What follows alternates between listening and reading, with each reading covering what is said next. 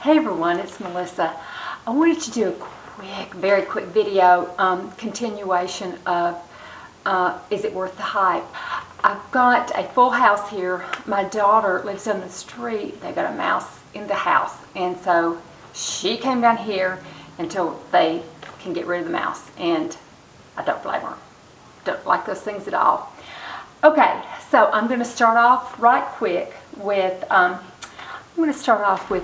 the Giorgio, it's the Luminous Silk Foundation, Giorgio Armani, and I did the color 5.5.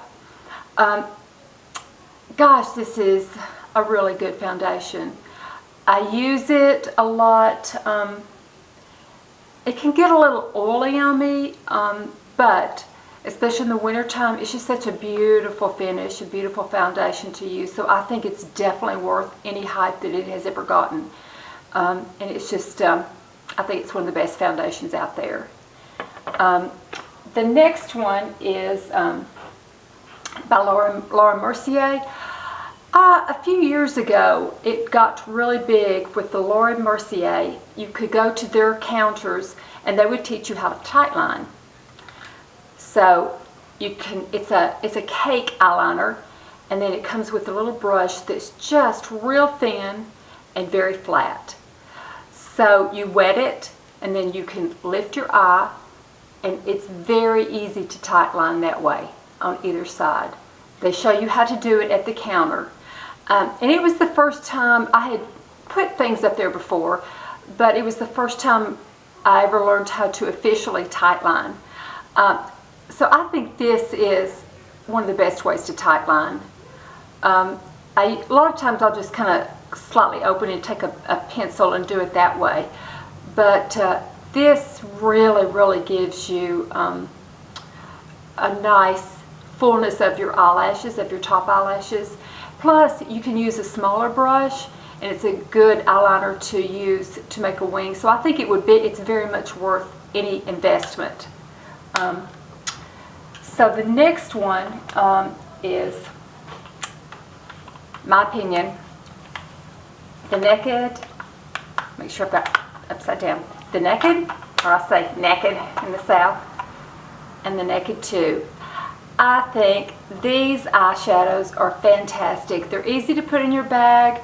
They've got beautiful colors. You can layer and do just so many different shadings. A lot of it is is a little shiny, but not too bad. And then it's got some matte colors that you can kind of layer over it, but you can really get some depth, and you can really get a darkness, a lightness here, and a gradual, like a gradient effect with them by just layering on. So I think it's very much worth the hype. It's just, I'm really glad I got both of them. So the next one is, on my last video, I said several things about Shiseido, of the products I didn't like, although I did like the brush, and there's the cleanser that I use all the time too. But my daughter-in-law is Chinese, and her mother is in her 60s and looks at least 30 years younger. So I'm always after her, what do you use, what do you use? She does use Shiseido, but the only one that she likes is the, excuse me, I am so sorry, going out of frame, everything's right here. She uses the white Lucid.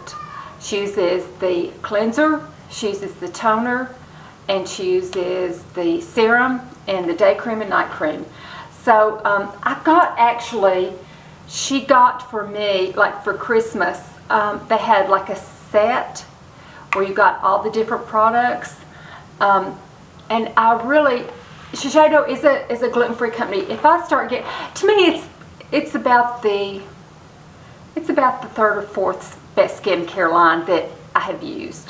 I know that sounds weird, but it does a really good job, and it's not any, it does pretty much better than most. I think it does the best of any of the Shiseido products.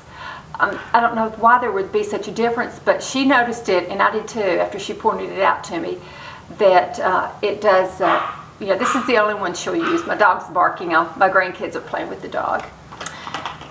Okay, and so the next one in skincare is, let me get all of them. Sorry about that. SkinCeuticals. I think it's good. I think it's probably worth the hype. For my skin, it's not the best I can use, but it's up there.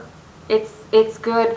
I wrote to them, to the company, and asked them about gluten in their products, and they were very nice and very helpful to want to help people that had celiac disease or could not tolerate gluten.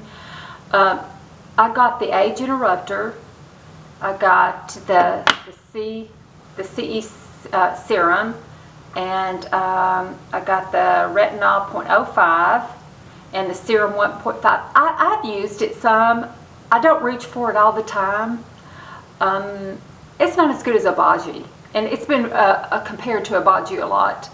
I don't think it's as good as Obagi, but if you can't tolerate Obagi and you really want to use something kind of along those lines, I think it's a good product line. It's probably worth the hype. It's a good company.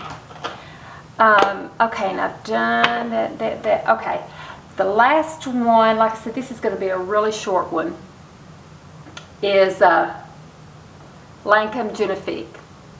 Génifique. Is that right? Génifique. Yeah, that's right. For some reason, I went blank on how to pronounce it. Yes, yes, yes. It is worth the hype. If I'm not using Obagi, this is what the first thing that I use on my skin. I think every woman over 50, probably over 50, definitely over 55 needs to purchase this. I wish I had stock in it. They need to buy it, and they need to use it twice a day.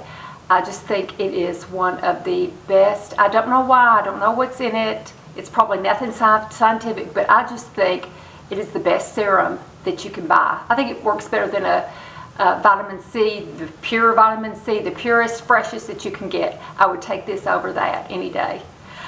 So I think it is definitely worth the hype. So that was a quick one. Not going to make it any longer. They're kind of holding the kids back there. They're wanting to get out and start playing, and the dog's all, you know, in the kitchen, all tied up, and not tied up, but, you know, he's not able to get out. So I'm going to cut this short, but I want everyone to have a great day, and thanks so much for watching. Bye-bye.